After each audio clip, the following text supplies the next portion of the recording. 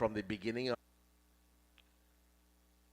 It has been debated very, very, very keenly and voraciously, even in the days that Jesus walked this earth, and a few years after he left. The question often arose, when will he return? And not only have there been debates about this particular issue, but many theories and theologies and theological points of view have come forward. They have been brought forward. And we have to understand that unless we adhere, unless we adhere to God's word, we will be led astray. Bible tells us that God's people are destroyed and will be destroyed because they lack knowledge. It also tells us that there is a way that seemeth right unto man, but the end of the ways of death.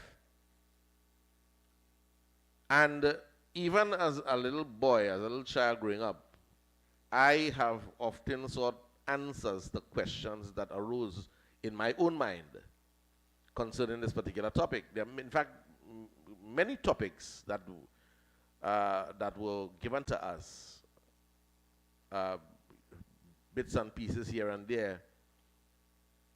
And I kept asking these questions, and over the years, over the decades, and the answers that were given to me, by and large, made no sense. Because the claim is that the book of Revelation is so elusive, immersed, it is highly abstract, difficult, extremely difficult to understand.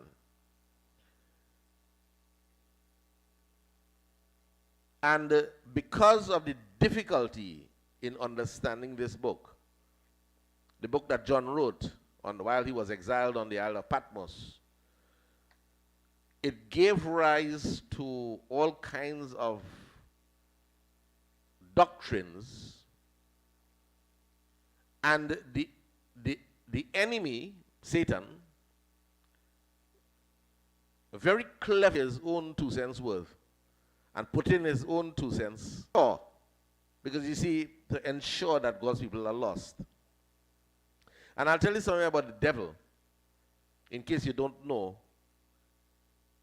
His ultimate objective is to take as many people of God, the ones who belong to him, or human beings on the whole, take as many of them down with him to hell. He knows that his end is inevitable. He cannot avoid the place that he's going. He knows that. And his objective is to take as many with him. And the days that we are living in the days that we are living in, and we're living in dangerous days, dangerous times, he is making a last-ditch effort. You know, it's like grasping at straws. And if you happen to be that proverbial straw, and he gets hold of you, he will take you down with him.